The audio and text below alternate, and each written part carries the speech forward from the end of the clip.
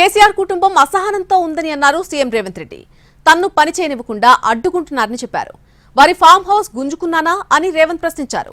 1,00,000 కోట్లు పెట్టి కాళేశ్వరం కడితే కట్టడం కోలడం రెండూ జరిగిపోయాయని అన్నారు. మొత్తం ఫ్యామిలీ అంతా అబద్దాలు చెబుతుందని సెటైర్లు వేశారు సీఎం రేవంత్ రెడ్డి. హైదరాబాద్ రవీంద్ర పార్టీలో జూనియర్ లెక్చరర్, పాలిటెక్నిక్ లెక్చరర్ ఉద్యోగాలకు ఎంపికైన 1,532 మంది అభ్యర్థులకు నియామక పత్రాలు అందజేశారు ముఖ్యమంత్రి.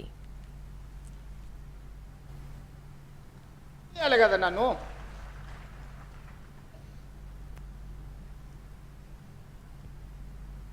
అదేంది వాళ్ళ దుఃఖమేంది? ఎప్పుడైనా చూసిర్రా వాళ్ళ అసహనం, వాళ్ళ కోపం? ఏం గుంజుకున్నా వాళ్ళది? నేను ఏం ఫామ్ హౌస్ గుంజుకున్నానా?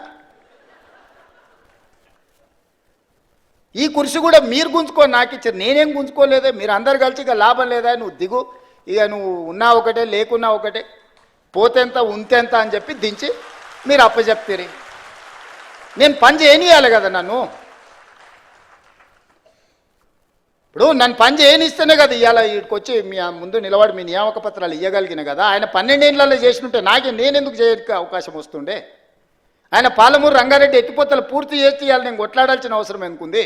ఎస్ఎల్బిసి 2005-6లో మొదలుపెట్టింది, 2026 వచ్చిన పూర్తి చేయనందుకే కదా. నేను మనం మొదలు పెడితే ప్రమాదం జరిగి 8 మంది ప్రాణాలు కోల్పోయినరు.